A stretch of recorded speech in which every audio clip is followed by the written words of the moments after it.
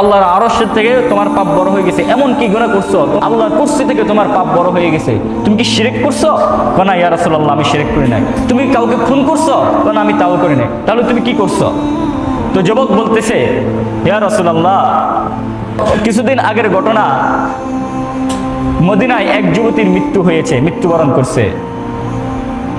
তো আমি দাফনের কাপড় চুরি করে কি করি, বিক্রি করি, এটা আমার জীবিকা চলে, সংসার চলে, এটা দিয়ে আমি টুকটাক চলে। অনেকে কিনা মানুষ মারা গেলে কাপড় চুরি করি না, তো ওর জীবিকা ছিল এমন যে আমি এগুলো দিয়ে টুকটাক নিজের সংসার অথবা নিজের চলাফেরা করি।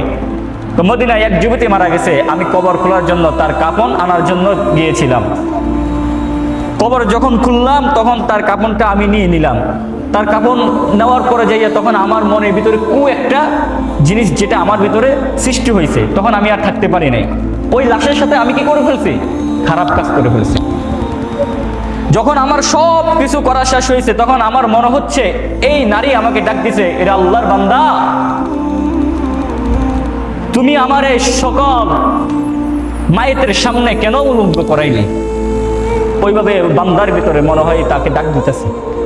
আল্লাহ রাসূল এটা শোনার পরে বলতেছে, তুমি তো অনেক বড় গুনাহ করে ফেলছো। ওই যুবক আরো খুব ভয় পেয়ে গেছে। যেখানে রাসূল সাল্লাল্লাহু আলাইহি সাল্লাম এই কথা বলছে সেখানে তো আর কোনো কিছুই নাই। সাথে সাথে দৌড়ে চলে গেছেন পাহাড়ে, চলে গেছেন, এখানে আর নাই। বান্দা কাঁদতেছে, আল্লাহর বান্দা কান্না করতেছে, আল্লাহ তাআলার দরবারে কান্না করতেছে, খুব কান্না করতেছে। এইভাবে কান্না করতে করতে করতে করতে 40 দিন কেটে গেল। 40 দিন চলে যাওয়ার পরে যাইয়া আল্লাহ তাআলার পক্ষ থেকে জিবরাইল আলাইহিস সালাতু ওয়াস সালাম এসে বলছেন, ইয়া রাসূলুল্লাহ, আমি আল্লাহর পক্ষ থেকে এসেছি, আল্লাহ তাআলা আমাকে পাঠিয়েছেন।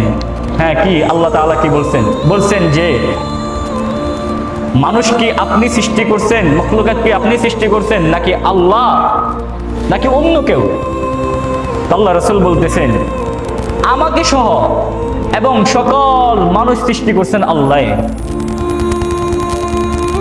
পরে আবার জিজ্ঞেস করছেন যে মানুষকে রিজিক কি আপনি দেন নাকি আল্লাহ দেয়? আল্লাহ রাসূল বলতেছেন যে আমাকে সহ এবং মানুষকে রিজিকও দেন আল্লাহ। তখন বলতেছেন